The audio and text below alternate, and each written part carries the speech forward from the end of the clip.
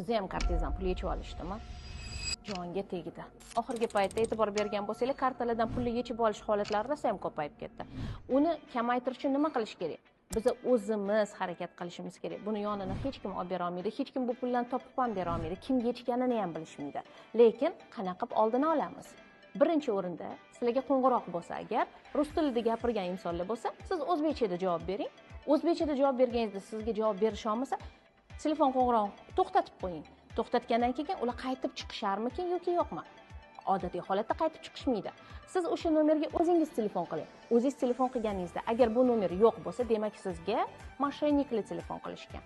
Agarda sizga Telegramdan yoki boshqa birorta programmadan fayl yuborishdi, o'zingizni qizingiz yuborishi mumkin, o'zingizni yaqin o'rtoqlaringiz yuborishi mumkin.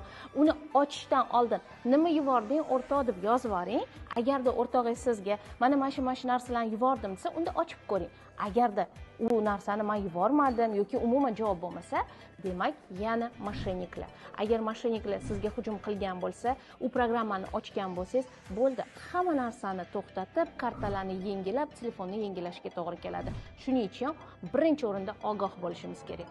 Ogoh bo'lib, har kelgan faylni ochmasdan har bitta telefon qo'ng'iroqqa javob bermasak bo'ladi.